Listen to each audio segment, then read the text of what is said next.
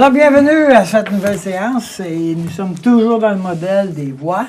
Et nous allons regarder ensemble le modèle des voix de l'enfant maintenant. Bienvenue à nos participants qui sont avec moi.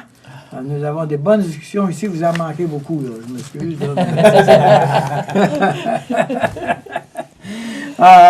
Et on va apprendre ensemble à reconnaître, à identifier la voix de l'enfant.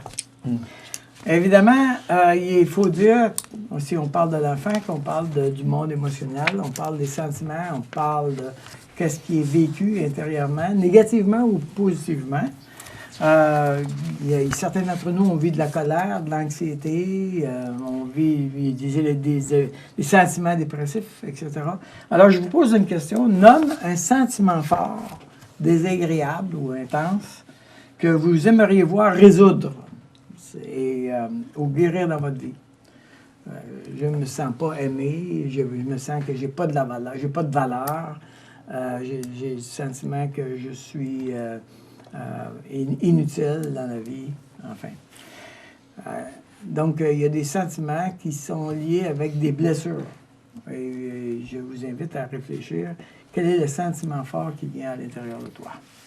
Alors, mettez l'enregistrement sur pause maintenant et répondez à cette question-là.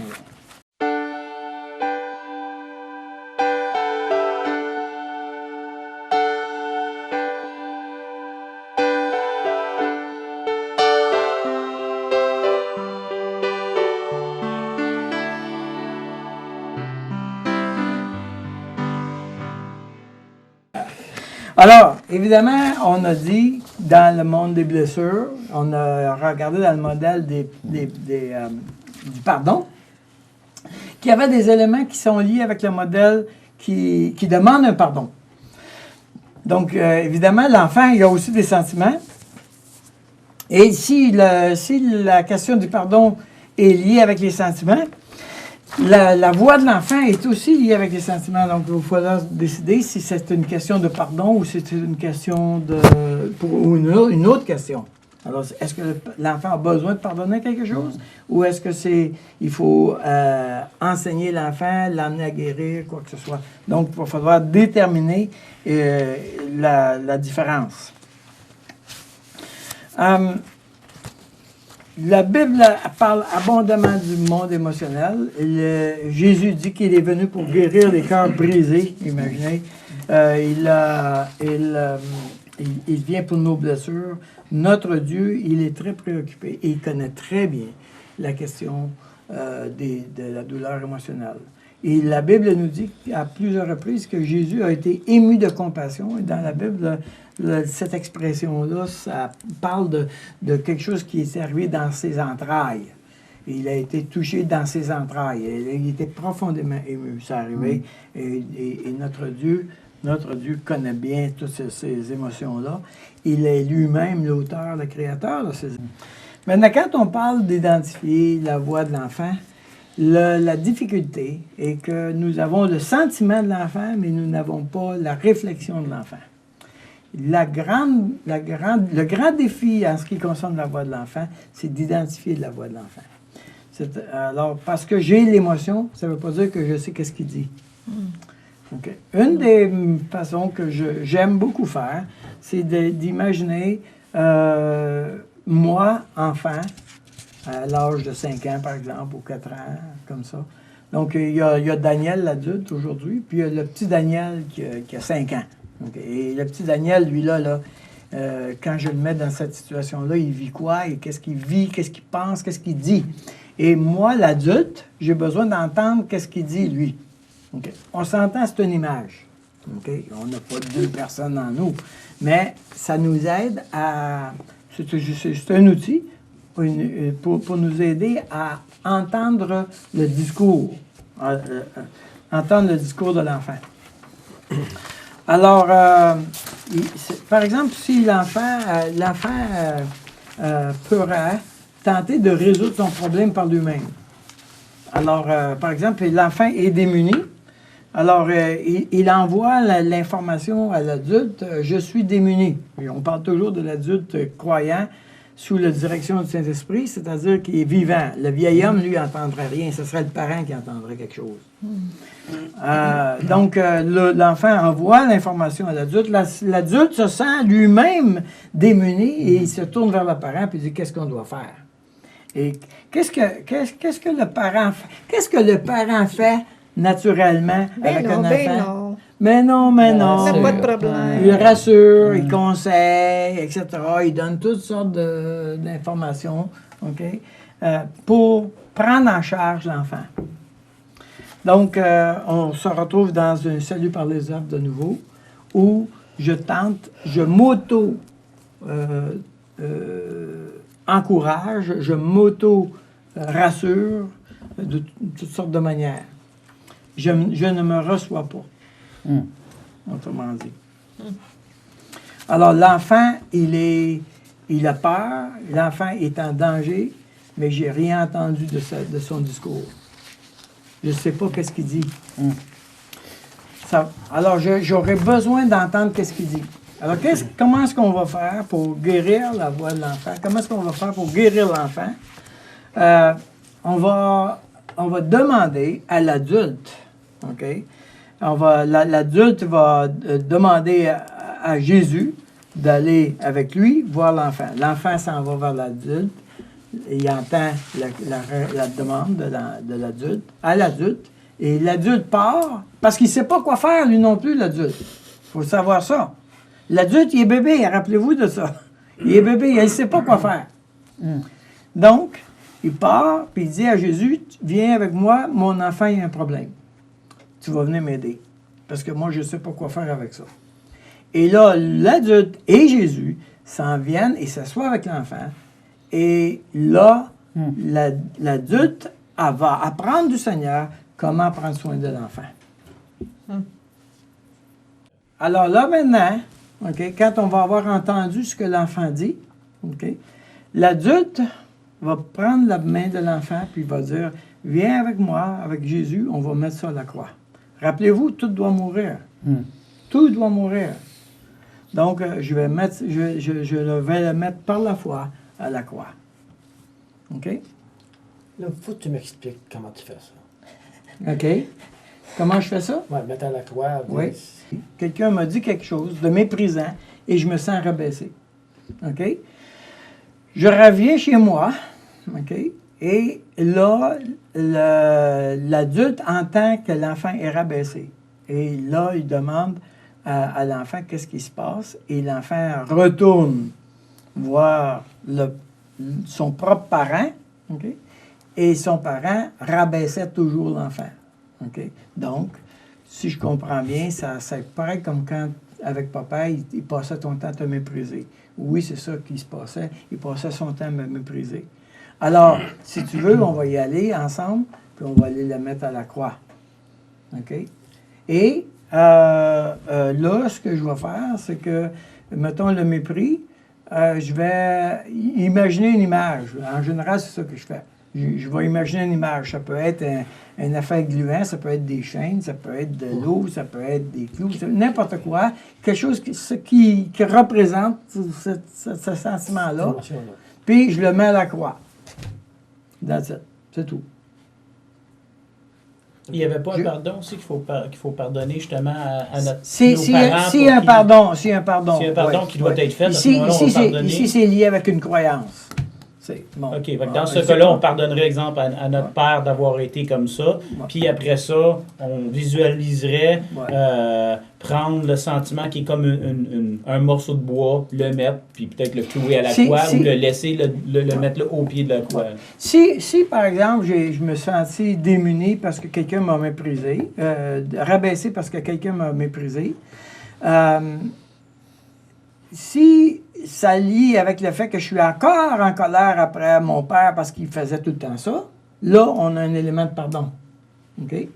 Mais si, oui, j'ai déjà fait ce travail-là, j'ai déjà mis ça à la croix, cette affaire-là, mais là, tout à coup, il y a une nouvelle dimension.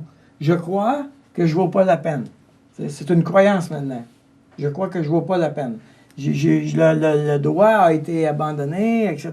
Il ne s'est plus lié avec le pardon, c'est lié avec ma croyance. Je crois que je ne vaux pas la peine. Puis cette personne-là me le confirme, il m'a méprisé. Alors, cette croyance-là, c'est pas ce que Dieu dit de moi. C'est pas la vérité, ça, de moi.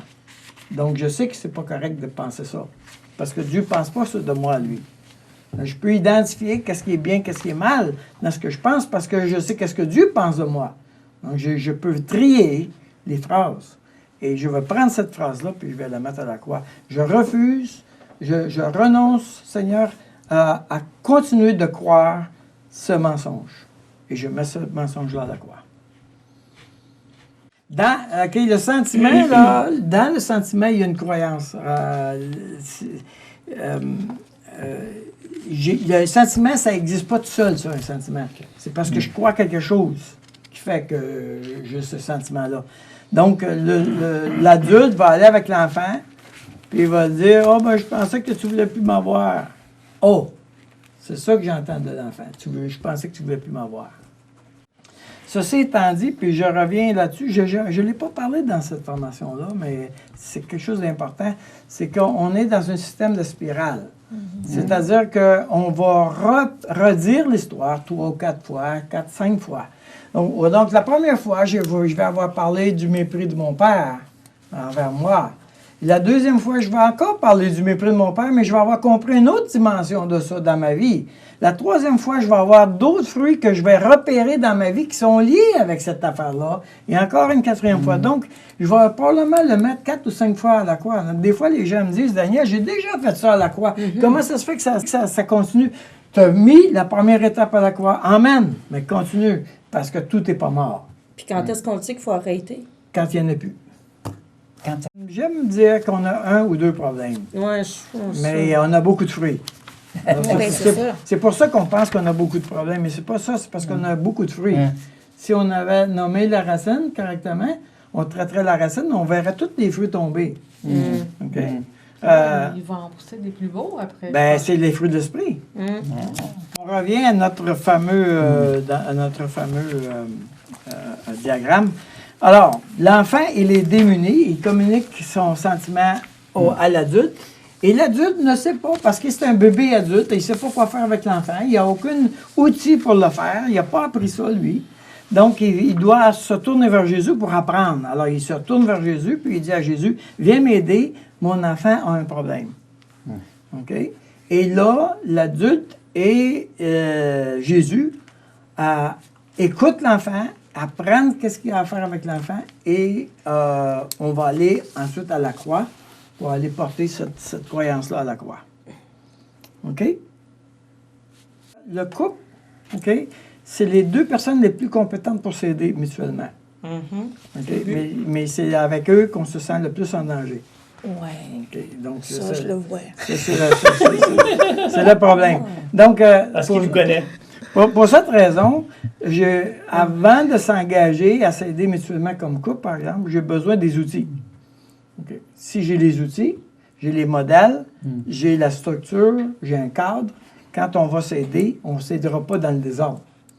Puis je ne suivrai pas mon agenda pour t'aider. Okay? Moi, je vais régler ton problème, moi, là. Non, ça ne marchera pas. Okay? Moi, je vais t'accompagner dans ton problème, mais toi, tu sais qu'est-ce qu'il faut chercher. Alors, tu vas chercher dans ton modèle de théologie de la chair, dans ton modèle échappatoire, dans ton modèle de pardon, dans ton modèle des voies. Tu vas chercher. C'est toi qui cherches, pas moi. Moi, je suis là pour t'aider, pour t'accompagner. C'est la personne qui est responsable de s'explorer. C'est la personne qui est responsable de visiter sa bataille. Okay? Évidemment, plus je suis en sécurité, plus c'est facile de le faire. Dans une couple, si ça fait longtemps qu'on est mariés, on est hautement en danger. Okay? Donc, il faut absolument avoir un outil que je sais exactement qu'est-ce que tu vas faire avec cet outil-là, puis je sais exactement qu'est-ce que je vais faire avec cet outil-là. On devient extrêmement prévisible. OK, c'est bon. Merci. Maintenant, l'enfant, lui, OK, parce qu'il a beaucoup d'émotions, il veut les bloquer, il veut les geler, il veut les engourdir, donc il prend des Advil. Okay? C'est lui qui en prend des Advil. Oui, OK. C'est l'enfant qui en prend des Advil. OK? Lui, il est blessé, il a mal. Donc, il tombe dans la boisson, dans les médicaments, dans n'importe quoi. Tu sais. Et l'enfant s'étourdit. OK? L'enfant s'étourdit. OK.